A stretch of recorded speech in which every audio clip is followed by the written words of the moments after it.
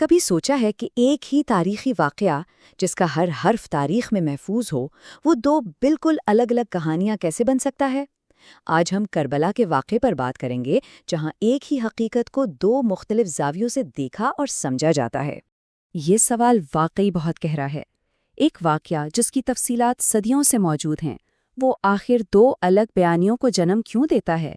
ایک کے نزدیک ایک سیاسی المیہ ہے تو دوسرے کے نزدیک ایک عظیم روحانی فریضہ۔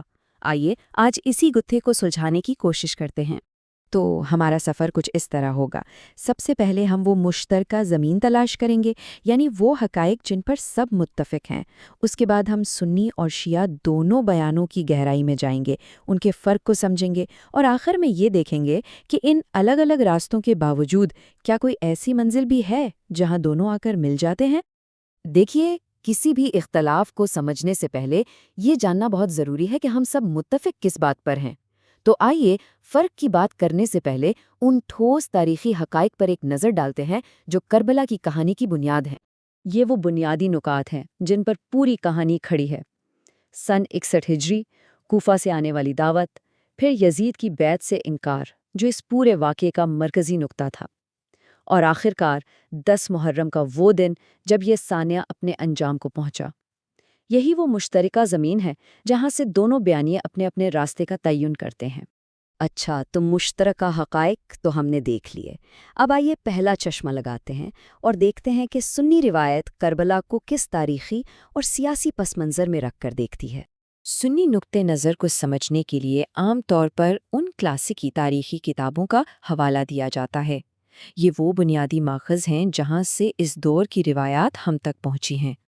یہاں سب سے اہم اصول ہے سند کا۔ اسے یوں سمجھیں کہ یہ ایک زنجیر کی طرح ہے اور اس کی ہر کڑی ایک راوی ہے۔ سنی اصول کے مطابق کسی بھی خبر کی سچائی کا انحصار اس بات پر ہے کہ وہ زنجیر کتنی مضبوط ہے۔ کیا ہر راوی قابل اعتبار تھا؟ اگر ایک بھی کڑی کمزور نکلی تو پوری روایت مشکوک ہو جاتی ہے۔ تو اس نقطہ نظر کا خلاصہ کیا ہے؟ اس کے مطابق کربلا ایک بہت بڑا المیہ ہے، ایک عظیم سانحہ۔ یہ ایک ایسے وقت میں پیش آیا جب ایک بڑا سیاسی بحران یعنی فتنہ چل رہا تھا۔ امام حسین کے اقدام کو ایک بہادرانہ اخلاقی موقف کے طور پر تو سراہا جاتا ہے، لیکن اسے ایک بڑے سیاسی تناظر میں رکھ کر دیکھا جاتا ہے۔ اب ذرا زاویہ بدلتے ہیں اور کہانی کو ایک بالکل مختلف نظریے سے دیکھتے ہیں۔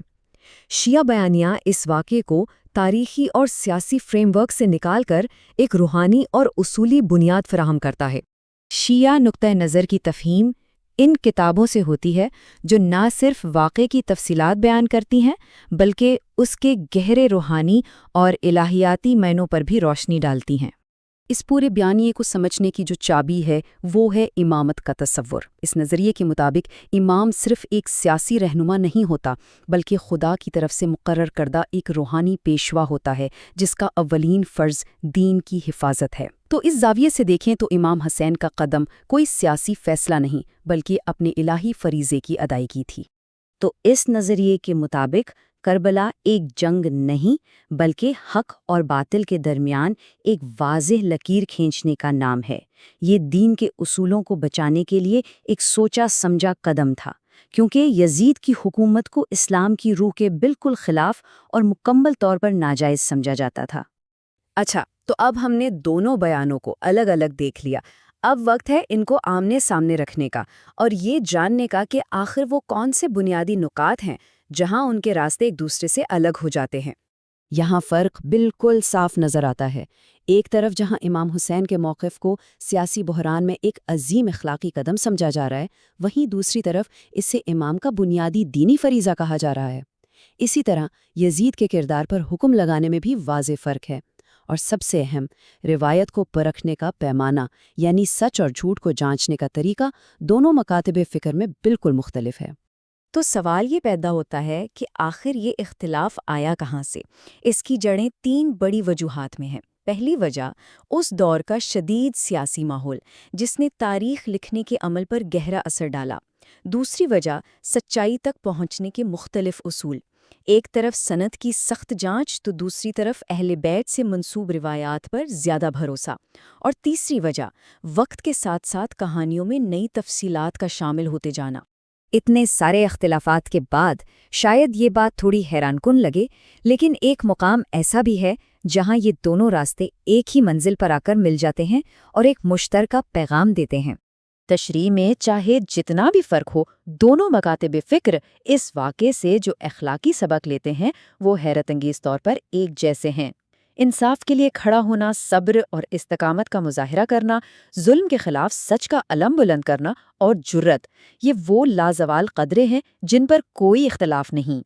تو خلاصہ یہ ہے کہ اصل اختلاف اس بات پر نہیں کہ کیا ہوا، کیونکہ تاریخی حقائق تو سب کے سامنے ہیں۔ اختلاف اس بات پر ہے کہ ایسا کیوں ہوا اور اس کا مطلب کیا ہے۔ لیکن اس واقعے کے مرکز میں جو انصاف اور ہمت کا پیغام ہے، وہ دونوں کے لیے یکساں طور پر طاقتور ہے۔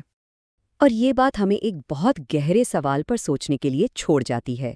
جب ہم صرف یہ نہیں سنتے کہ کہانی کیا ہے، بلکہ یہ بھی سمجھنے کی کوشش کرتے ہیں کہ کہانی ایسی کیوں ہے، تو کیا اس سے اس کہانی کے معنی اور اس کا اثر ہم پر بدل نہیں جاتا؟